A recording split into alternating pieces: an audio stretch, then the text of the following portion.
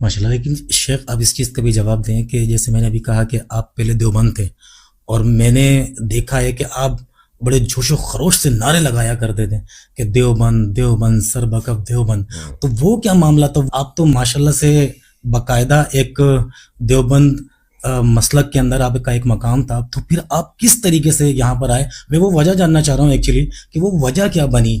کیونکہ دیکھیں بریلویت سے تو میں نے اکثر لوگوں کو دیکھا اہل حدیث کی طرف آتے ہوئے، ٹھیک ہے نا، لیکن دیوبندی کوئی عالم ہو اور وہ پھر اہل حدیث بن جائے تو یہ ذرا کم دیکھنے میں آیا ہے. تو میں یہ جاننا چاہ رہا ہوں وہ اسپیسیفک وجہ کیا تھی جس نے آپ کو مجبور کیا کہ مجھے حنفیت چھوڑ کے اب اہل حدیث بننا ہے؟ کاشف بھائی، ویسے تو بہت سارے ایسے لوگ ہیں جو مسلک دیوبند سے مسلک اہل حدیث کی طرف آئے، اور میں سمجھتا ہوں وجہ جو بنی ہے، جو آپ کے چینل کا نام ہے قرآن و حدیث، جی وجہ اس کے علاوہ کوئی نہیں ہے. کیونکہ اللہ کے نبی صلی اللہ علیہ وسلم نے فرمایا کہ امام مالک کی حدیث ہے، ترکت فیکم امرین، میں تمہارے درمیان دو چیزیں چھوڑ کر جا رہا ہوں. لن تضلوا، گارنٹر کون ہے؟ اللہ کے نبی صلی اللہ علیہ وسلم، کہ تم کبھی بھی گمراہ نہیں ہوگے. ما تمسکتم بہما کتاب اللہ و سنتی، جب تک تم چمٹے رہو گے قرآن و حدیث سے. اب معاملہ صرف اتنا سا تھا کہ میں پہلے جو لازمی سی بات ہے کسی اور مسلک سے تعلق رکھتا تھا، اور پھر اہل حدیث دوستوں نے مجھ کو دعوت دی، اور یہ کتاب تھی نماز نبوی صلی اللہ علیہ وسلم. یہ کتاب انہوں نے مجھ کو تحفتاً دی. اچھا، میں نے اس وقت تک بہرحال دین کا اتنا مجھے شعور نہیں تھا، بس اپنے مسلک کے بارے میں پتا تھا کیونکہ میں مقلد ہوں، میں حنفی ہوں، دیوبندی ہوں. اتنا زیادہ اسٹڈی نہیں کی تھی، اتنا زیادہ شوق نہیں تھا. تو بہرحال جب دوستوں نے مجھ کو وہ کتاب دی نماز نبوی صلی اللہ علیہ وسلم، تو میں نے اس کو اسٹڈی کیا. میں نے کہا یار یہ تو نماز کا سارا کچھ اور طریقہ لکھا ہوا ہے. میں نے تو آج تک زندگی بھر جس طریقے سے نماز پڑھی وہ کچھ اور تھی، اور اس میں رفع دین کا ذکر ہے، اس پہ سینے پہ ہاتھ باندھنے کا ذکر ہے، قدم سے قدم ملانا، آمین. یہ کون سی نماز ہے؟ اس چیز نے مجھے تھوڑا سا تشویش میں مبتلا کیا. اچھا، اس میں ریفرنسز تھے ہر چیز کا. اللہ کے نبی نے کاندھے تک ہاتھ اٹھائے، صحیح بخاری. اللہ کے نبی صلی اللہ علیہ وسلم نے سینے پر ہاتھ باندھا، اللہ کے نبی نے اونچی آمین کہی، قدم سے قدم. یعنی ہر چیز کا حوالہ حدیث سے موجود تھا، اور تقریباً صحیح بخاری کی احادیث تھے.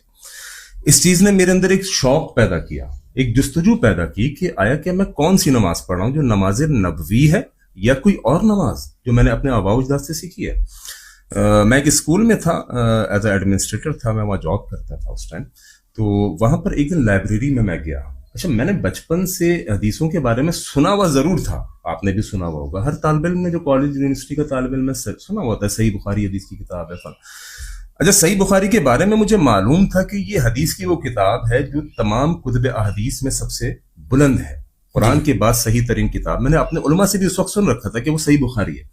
اب اس صحیح نماز نبوی کے اندر جتنے ریفرنسز تھے تقریباً 90% وہ صحیح بخاری سے تھے، کہ اللہ کے نبی نے کاندھے تک ہاتھ اٹھایا، اللہ کے نبی صلی اللہ علیہ وسلم نے رفع دین کیا، اللہ کے نبی صلی اللہ علیہ وسلم نے یہ سب چیزیں کہ قدم سے قدم ملانا، آمین بالجہر، عورتوں کا مسجد میں آنا. میں نے اپنے آپ سے سوال کیا کہ میری نماز کیا نماز نبوی ہے یا نہیں ہے؟ میں دیکھ لیتا ہوں احادیث میں. اہل حدیث دوستوں نے جو کتاب مجھ کو دی ہے نماز نبوی، اس میں ریفرنسز تو موجود ہیں، آیا بخاری میں حدیث موجود بھی ہیں یا نہیں ہے؟ کیونکہ بہت ساری باتیں ایسی ہوتی ہیں، آپ سوشل میڈیا پہ دیکھیے کہ جناب یہ پوسٹ 10 لوگوں تک پہنچائیں تو جنت کی خوشخبری مل جائے گی. جس نے بتایا تو کہیں یہ ایسی کوئی بھنڈ تو نہیں تھا. تو میں نے جب لائبریری میں گیا اور میں نے صحیح بخاری وہاں رکھی ہوئی تھی، آج تک اٹھائی کبھی نہیں تھی، کبھی دیکھی نہیں تھی.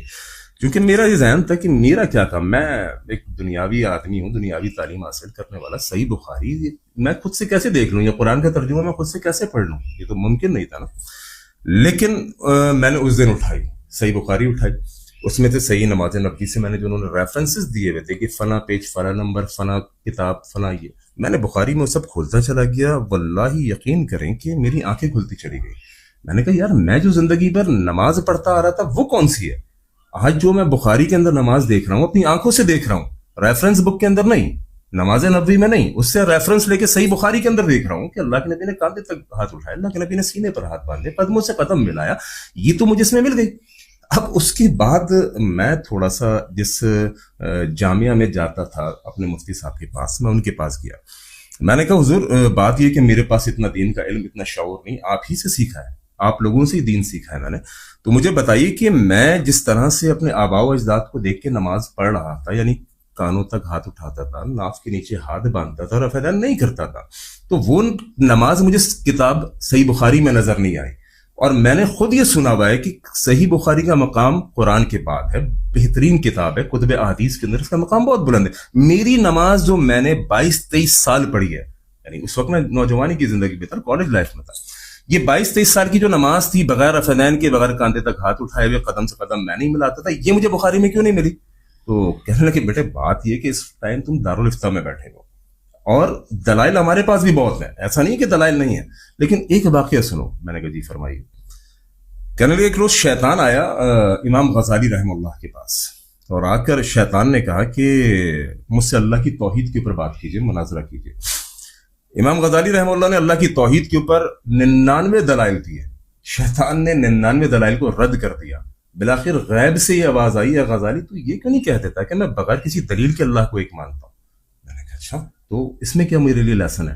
کہہ رہے ہیں آپ جا کے بول دیجئے کہ میں بغیر کسی دلیل کے اپنے مسلک کے دیوبند کو حق اور سچ مانتا ہوں۔ اچھا ذہن چونکہ مقلدانہ تھا، میں نے کہا واہ ہمارے مفتی صاحب نے تو بڑی اچھی دلیل دی ہے۔ میں نے ان دوستوں سے بچنا شروع کرا، جو دوستوں نے مجھ کو کتاب دی تھی نماز نبوی، اہل حدیث دوست، ان سے میں نے بچنا شروع کیا، لیکن بالآخر ان کا آنا جانا، میری ریسرچ، میری تحقیق جو میں کرتا رہا، اس نے مجھے مسلک اہل حدیث قبول کرنے پر مجبور کیا، اور وجہ تھی قرآن و حدیث۔